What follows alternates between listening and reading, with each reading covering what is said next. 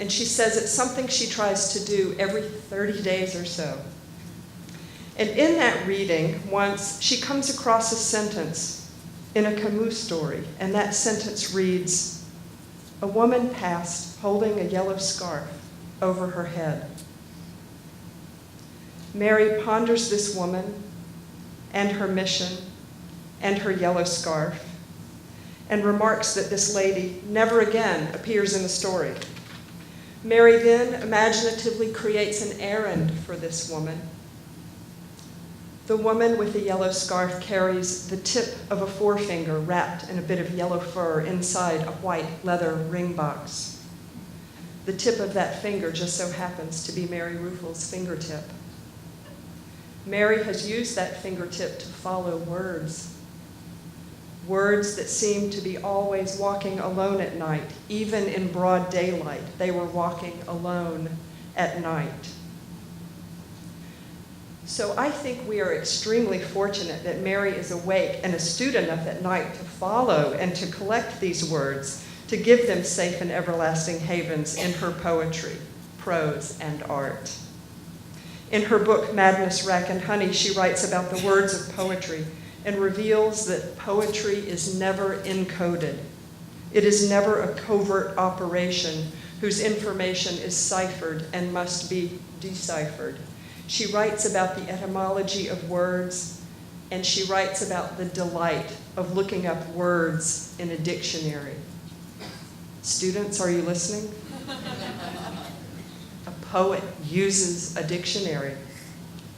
In looking up these words, she's pleasantly astonished that a word fits a poem beyond her wildest expectation. Just so the woman in the yellow scarf was needed. We need the poetry of Mary Ruefle to help us revel in the astonishment that are words that make up poetry. And I'm quite certain that Mary Ruefle, unlike the woman in the yellow scarf, will be seen again.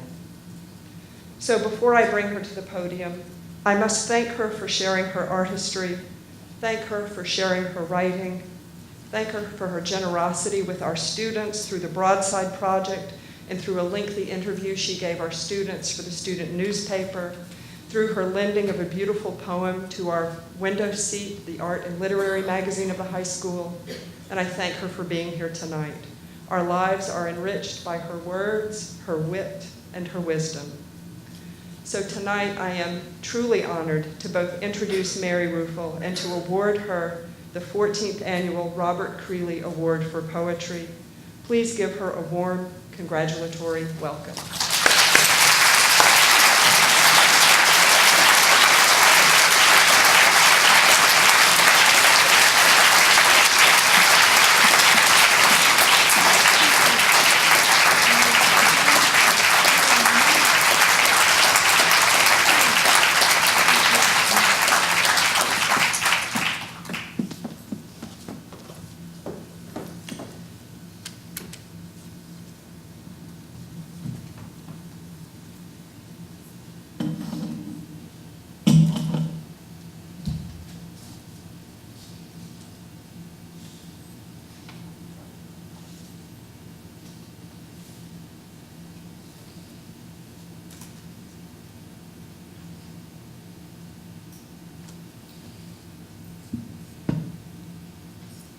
Last night was the full moon.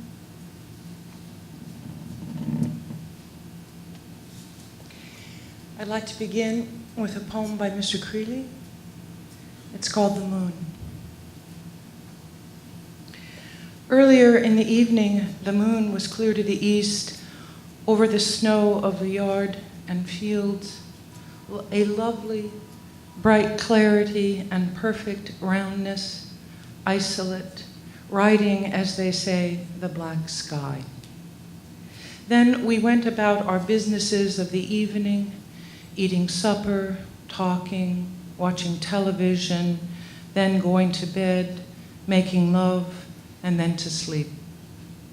But before we did, I asked her to look out the window at the moon now straight up, so that she bent her head and looked sharply up to see it. Through the night, it must have shone on in that fact of things, another moon, another night, a full moon in the winter's space, a white loneliness. I came awake to the blue-white light in the darkness and felt as if someone were there, waiting, alone.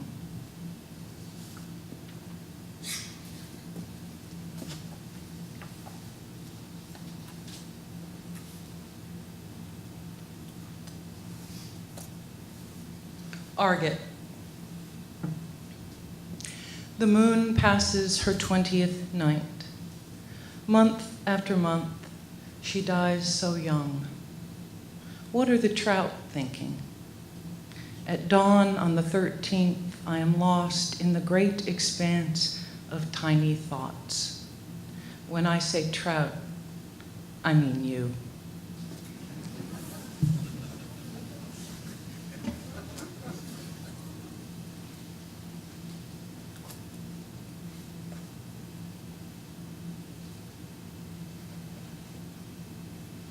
Glory. The autumn aster, those lavender ones, and the dark blooming sedum are beginning to bloom in the rainy earth with the remote intensity of a dream. These things take over. I am a glorifier, not very high up on the vocational chart, and I glorify everything I see, everything I can think of. I want ordinary men and women brushing their teeth to feel the ocean in their mouth. I'm going to glorify the sink with toothpaste spat in it. I'm going to say it's a stretch of beach where the foam rolls back and leaves little shells. Ordinary people with a fear of worldly things, illness, pain, accidents, poverty, of dark, of being alone, of misfortune, the fears of everyday life. People who quietly and secretly bear their dread, who do not speak freely of it to others. People who have difficulty separating themselves from the world around them, like a spider hanging off the spike of a spider mum in an inland autumn, away from the sea, away from that most unfortunate nation where people are butterballs dying of meat and drink. I want to glorify the even tinier spiders in the belly of the spider and in the closed knot of the mum's corolla, so this is likely to go on into winter. Didn't I say we were speaking of autumn with the remote intensity of a dream? The decal edge of a cloud, blood seeping through a bandage, 3 bleached beech leaves hanging on a twig, a pair of ruined mushrooms, the incumbent snow, the very air, the imported light, all autumn struggling to be gay as people do in the midst of their woe. I met a psychic who told me my position in the universe, but could not find the candy she had hid from her grandkids. The ordinary fear of losing one's mind. You rinse the sink, walk out into the October sun, and look for it by beginning to think. That's when I saw the autumn aster, the sedum blooming in a purple field. The psychic said I must see the word glory emblazoned on my chest. Secretly, I was hoping for a better word. I would have chosen for myself an ordinary one, like piss or paw, something that would have no meaning in the astral realm. One doesn't want to glorify everything. What might I actually say when confronted with the view from K2? I'm not sure I would say anything. What's your opinion? You're a man with a corona in your mouth, a woman with a cotton ball in her purse. What's your conception of the world?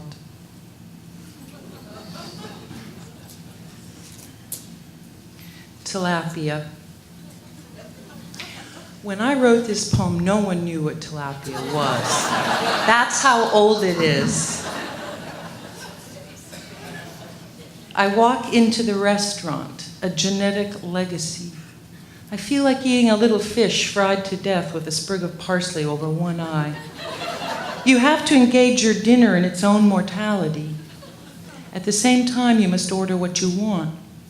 This fish, tilapia, From humble origins along the Nile, is popular in Israel but did not vault to stardom until raised in earnest by Costa Ricans. From exposure, you will gain success or die. Christ did both, and this is the fish, my waiter's word, that he multiplied and thrust upon the multitudes. A miracle that it should lie before me. A miracle that if I remove the silver backing, courage, I am invited to partake of its tender core. And thus tenderly do I love thee, little fish, even as I suffer the death of my mother and the death of my father and the death of all our days. I will rinse my mouth. I will rise from this table and read meaning into the sea. I will depart through that revolving door which knows no beginning and has no end. And upon my re-entry into the burning thoroughfare, I will thread my way through the crowds. I will come upon a humble fruit stand where in your name and the name of thousands just like you, I will ask for a lemon. This act, ounce for ounce, if executed in perfect faith, will rip the cellophane off the world.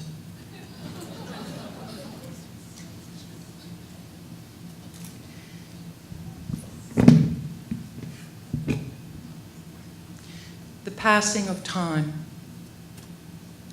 My mother has been dead 6 months when my father remembers, as if for the first time, that she is dead, and pads out across his deck to lower the flag to half-mast. Seeing that it already hangs midway on the pole, snapping at the wind, collapsed in damp heat, as if it were her hair, he is startled and asks, "Who died?" I say, "Mother," and after a while he says, "Ah, then let it fly a little longer."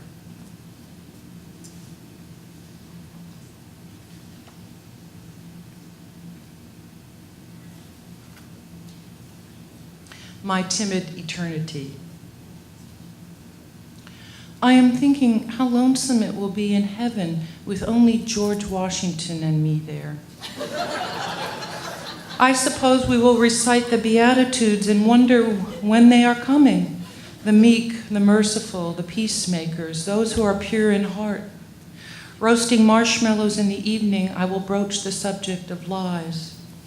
He will hand me a wig and some leeches, which I will decline, still thinking about the others. If they went to the babies' camp by mistake, we could maybe get a letter out. Heaven should not be full of worry, but if anyone knows more about it than this, if you have your own version, leafy, airy, full, fountainous, bless you. You are more lonesome than either the general or I.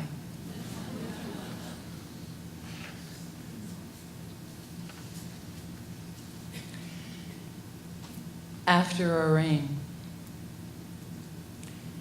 They noticed, you see, that I was a noticing kind of person, and so they left the dictionary out in the rain, and I noticed it. I noticed it was open to the rain page. Much harm had come to it. It had aged to the age of 95 paper years, and I noticed rainbow follows rain in the book, just as it does on Earth. And I noticed, it was silly of me to notice so much, but I noticed there is no stationary in heaven. I noticed an infant will grip your hand like there is no tomorrow, while the very aged will give you a weightless hand for the same reason. I noticed in a loving frenzy that some are hemlocked and others are not. Believe me, yours unspeakably obliged. I noticed whoever I met in my search for entrance into this world went too far, but that was their destination. And I noticed the road followed roughly the route of a zipper around a clothes case. I noticed the sea was human, but no one believed me, and that some birds have the wingspan of an inch and some flowers the petal span of a foot, yet the two are very well suited to each other. I noticed that. There are 8 major emotional states, but I forget 7 of them. I can hear the ambulance singing, but I do not think it will stop for me, because I notice the space between the waterfall and the rock, and I am safe there, resting in the cradle of all there is, the way a seahorse, when it is tired, will tie its tail to a seaweed and rest, And there has not been, in my opinion, enough astonishment over this fact. So now I will withdraw my interest in the whole external world while I am in the noticing mode. Notice how I talk to you, just as if you were sitting in my lap, and not as if it were raining, not as if there were a sheet of water between us or anything else.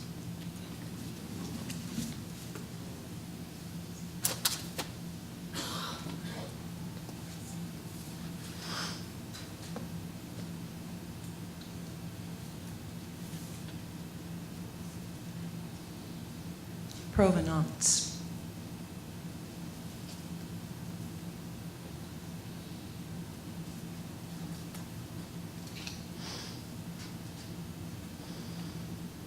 In the 5th grade, I made a horse of paper mache and painted it white and named it Aurora. We were all going to the hospital, each one with his little animal, to give to the girl who was lying on her deathbed there, whose name I can't recall. A classmate with freckles, perhaps, or such small feet, her footsteps never mattered much. I did not want to give her anything. It seemed unfair. She got to ride Aurora, whom I made with my own 2 hands and took aside at birth and said, "Go," while I had to walk, perhaps for a very long time. I thought perhaps the animals would all come back together and on one day, but they never did. And so I have had to deal with wild, intractable people all my days and have been led astray in a world of shattered moonlight and beasts and trees where no one ever even curtsies anymore or has an understudy. So I have gone up to the little room in my face.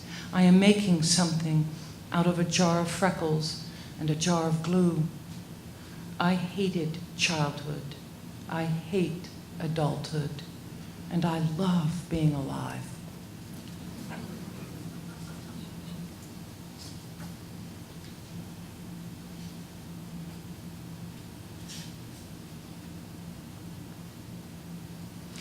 Open letter to my ancestors.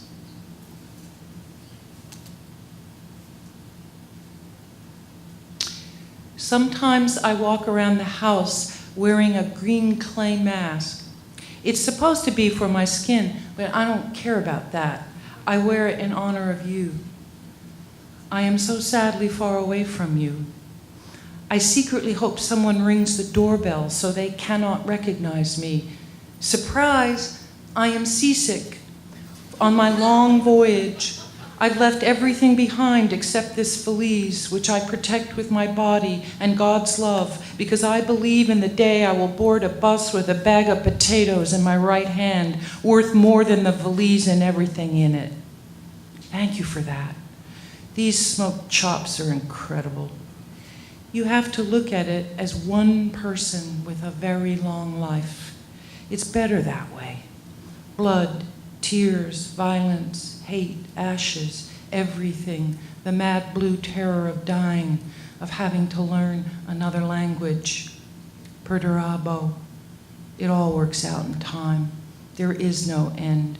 I had no kids. There's a niece in Cincinnati. She's marrying a Greek next week, just so you know. I'm going to wash you off now into the luminous depths where even a recluse bird must fly.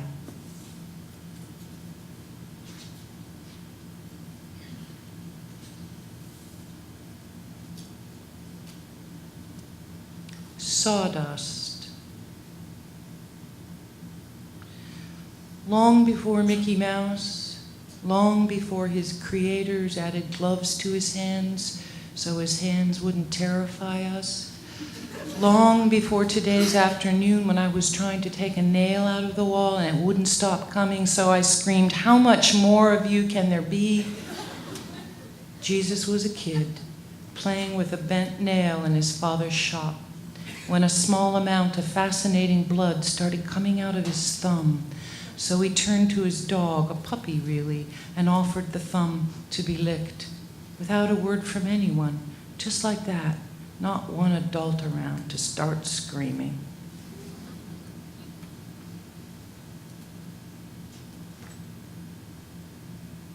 Broken spoke.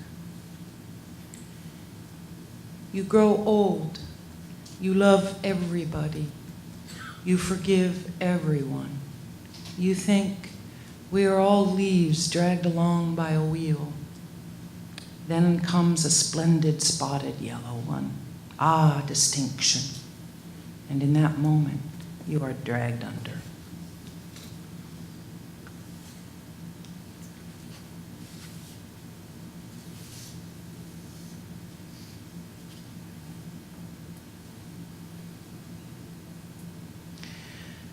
Sudden additional energy. Starlight, star bright, first star I see tonight. I wish I may, I wish I might have tranquility of mind